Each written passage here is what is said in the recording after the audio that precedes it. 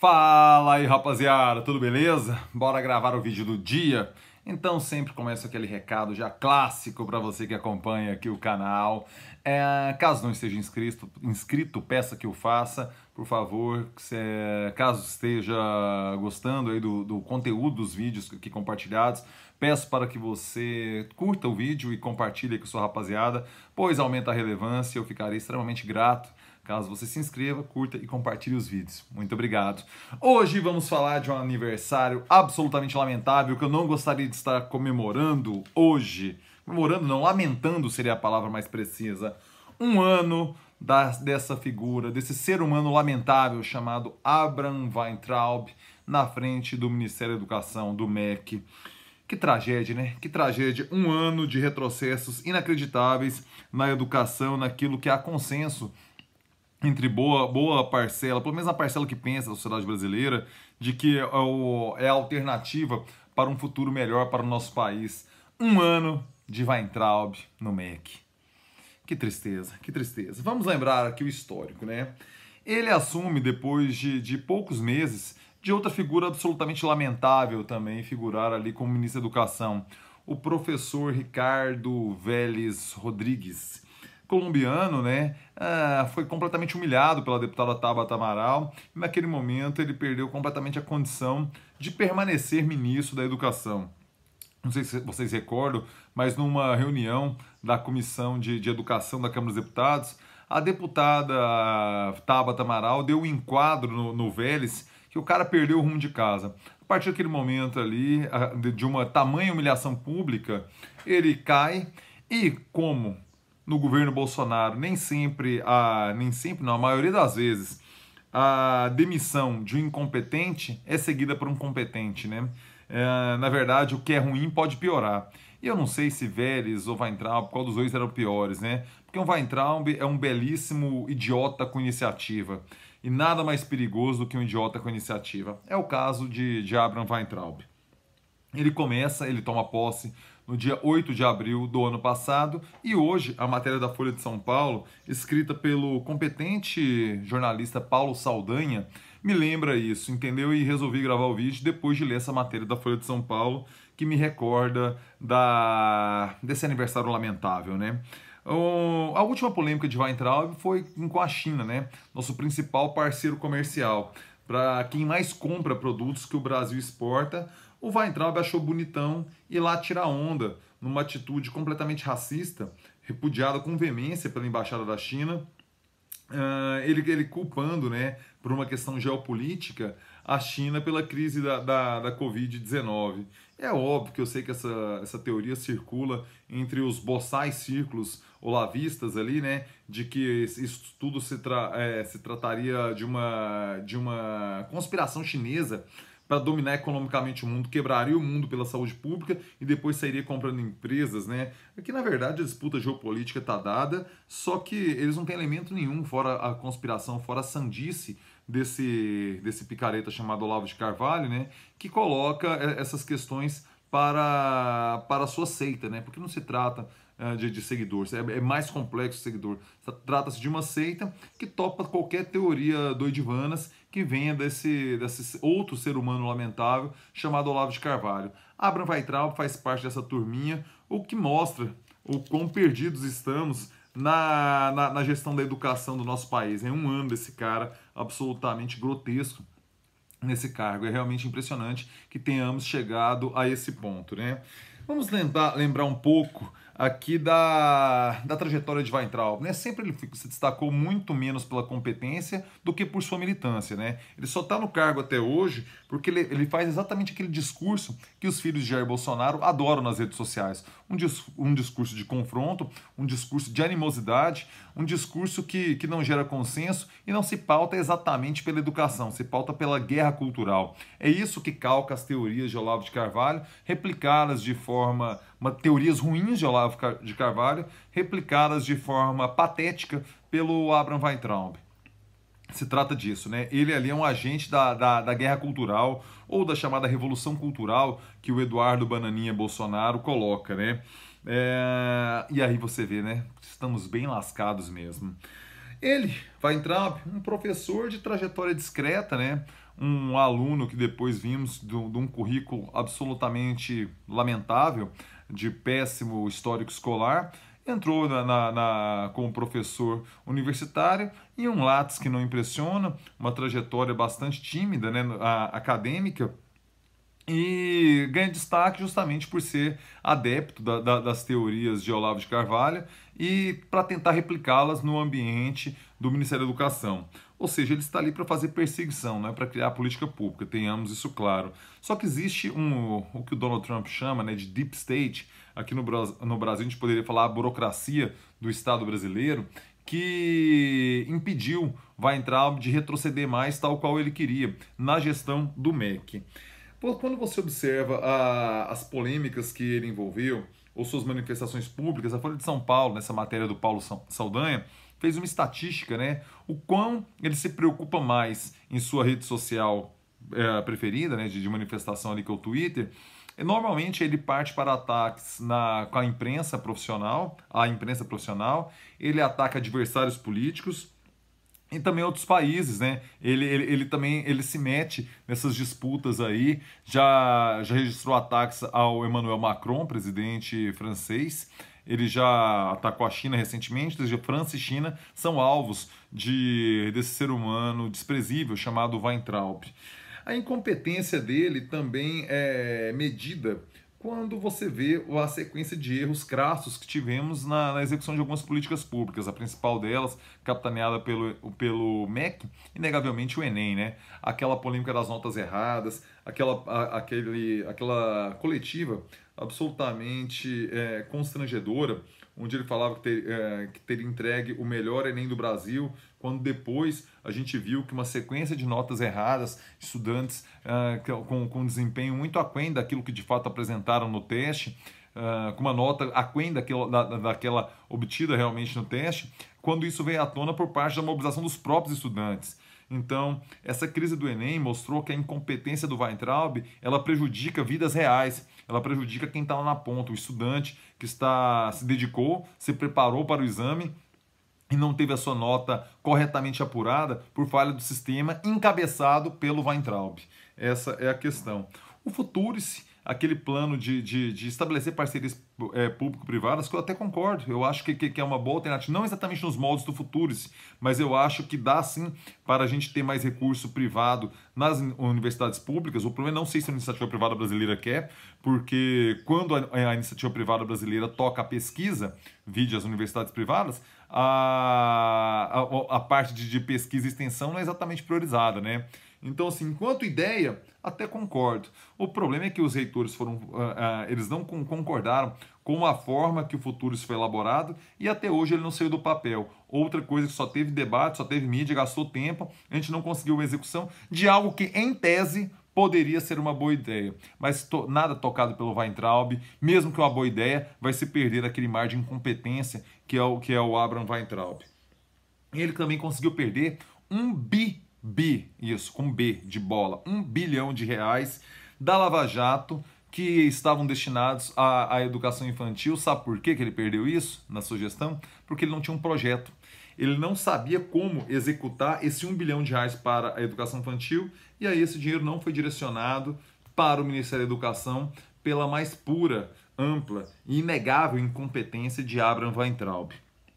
Outro ponto, que aí eu concordo com a ideia também, mas se perdeu por conta dos conflitos e dessa guerra cultural que ele trava de forma completamente inócua, abobalhada e tudo mais. A questão da carteirinha de estudante.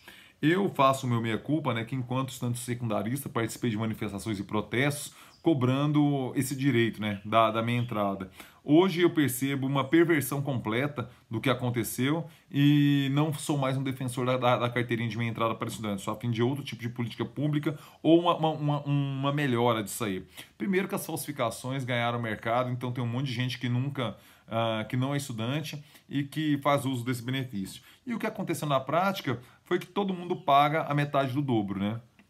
Então, as carteiras não são cobradas nas bilheterias, só as pessoas honestas e trouxas, como eu, pagam inteira, porque as pessoas não cobram na entrada.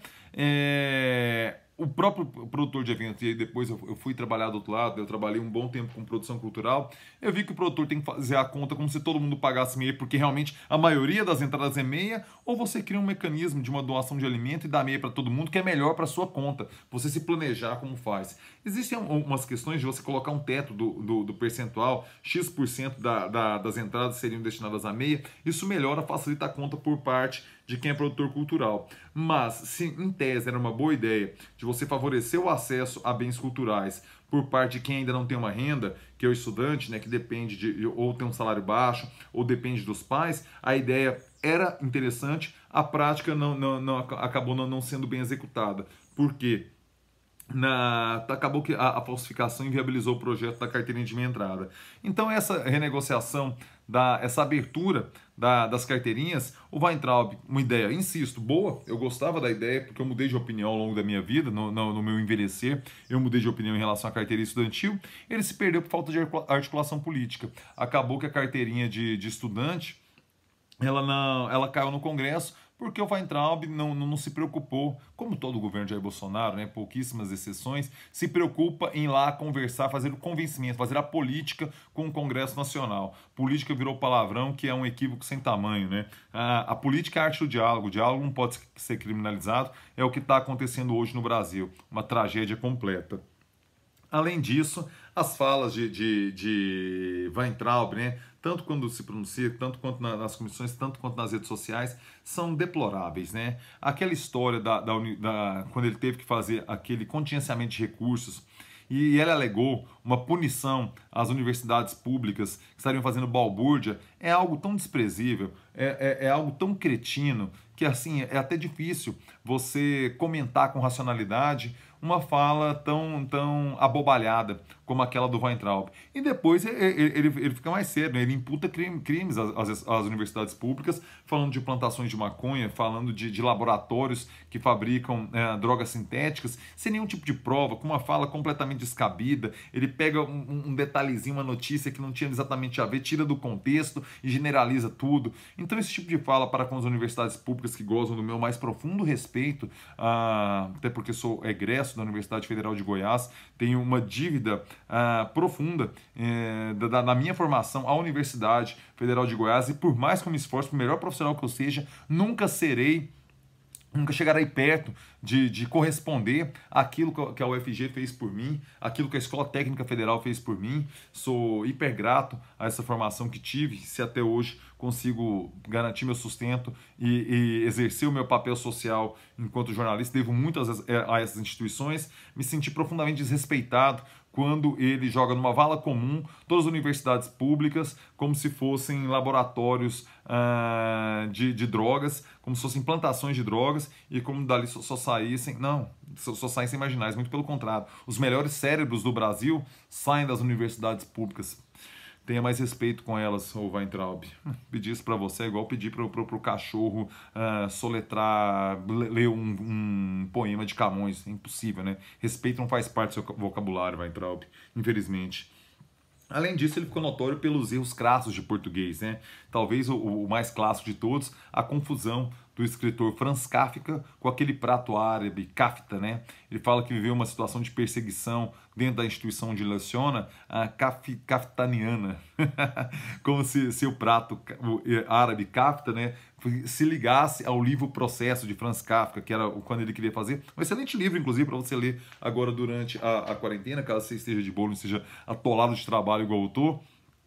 É um livro interessante em que o cara é acusado de um crime e o processo é tão kafkaniano, ou seja, fazendo uma referência a essa obra de Kafka, que ele não consegue descobrir o que é, ele não consegue se desenrolar daquilo. Então sempre quando se fala assim kafkaniano, ou partes do absurdo, da metamorfose, aquele outro livro clássico de Kafka, ou dessa questão do processo kafkaniano, não Kafta. Kafta, o prato, Kafka, o escritor, certo? Além disso, a grosseria é um vocabulário que frequenta as palavras proferidas por Weintraub com alguma frequência, né?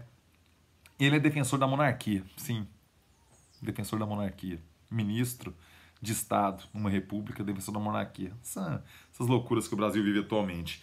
O Weintraub, publicou algo no seu Twitter defendendo a monarquia. Uma tuiteira, um internauta, foi lá e questionou, né? Falou, caso isso realmente acontecesse, você seria o bobo da corte. Uma fala no tom que a gente vê essas pessoas públicas comentando em redes sociais, bastante moderado, uma tirada de onda leve. O ministro de Estado, o ministro da Educação, responde essa garota chamando a mãe dessa internauta de égua desdentada. Égua desdentada. É razoável um ministro de Estado da Educação tratar assim uma pessoa que lhe faz uma crítica, vai lá, amena para o tom do debate público brasileiro hoje? Não acho que chamar a mãe de ninguém de égua desdentada seja razoável. Por fim, tem a questão do Fundeb, né? Que isso está deixando gestores da educação país afora de cabelo em pé. O Fundeb, ele tem prazo para acabar agora no final de 2020. O Congresso Nacional, a professora Toninha, Cidinha, me esqueci o nome dela agora, ela é do PFL do Tocantins, o DEM do Tocantins. Professora Toninha, se eu não me engano. Posso estar equivocado no nome dela, me desculpe, deputada.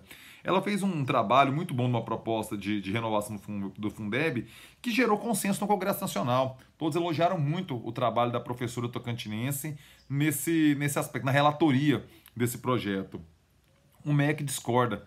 O MEC discorda e não consegue elaborar uma proposta, enquanto na ponta, os gestores da educação país afora estão desesperados sem saber como que vão financiar a educação nos seus municípios. No final de 2020 acaba, tem que fazer todo o trâmite em relação ao Fundeb, sendo que temos uma crise de coronavírus no meio do caminho, empatando tudo. Todo esforço nacional. Isso já poderia ter sido resolvido se não tivesse a inoperância completa dentro do MEC. Que ano lamentável, hein? Você viu assim, pô, um vídeo longo aí que fiz agora, só levantando pontos desse ano absolutamente lamentável da gestão de Weintraub frente à educação brasileira. Provavelmente eu me esqueci de alguma coisa. Peço para que você deixe no comentário aqui qual é a atitude de Weintraub que você considera a mais lamentável nesse ano de gestão. Que a gente não tem que comemorar ou que lamentar 2 anos de Weintraub em abril do ano que vem na frente do MEC, pois todos nós perdemos, o futuro do Brasil perde, as crianças e jovens, adolescentes brasileiros em idade escolar perdem algo que a gente sequer consegue nominar. Porque, que figurinha, que tristeza. É isso, rapaziada. Finaliza aqui o vídeo de hoje. Se você chegou até aqui, peço para que deixe o seu like no vídeo. Caso não seja ainda inscrito no canal, peço que o faça, me ajuda, ficaria eternamente grato a você. E caso tenha gostado do conteúdo, peço que compartilhe com sua rapaziada também. Então é isso, hoje, né, quarta-feira, eu vou começar uma série nova aqui no YouTube, Quarentena Mundo Afora. Vou conversar com várias pessoas de vários países do mundo, já tem aí uma seleçãozinha, entendeu? E eu sei que quando eu começar a gravar os vídeos vão aparecer mais pessoas de outras localidades. Trocar ideia de como está sendo essa quarentena do coronavírus no mundo afora. Então hoje, 12h30, eu vou fazer uma live com o Gabriel Puga, que está morando na Suíça, ele é português, está morando na Suíça agora, morou um tempo aqui em Goiânia e agora está lá. Vou conversar, vou trocar uma ideia com ele, como é que está sendo a experiência lá na Suíça. Já tem alguns encaminhados aí para os próximos dias, mas eu vou anunciando em partes. Se você estiver pegando esse vídeo agora já pela manhã da quarta, 12h30 eu tô ao vivo. Se não, ele vai estar disponível no canal, você assista depois. É isso, meu sincero abraço para você, rapaziada. Valeu demais, é nóis!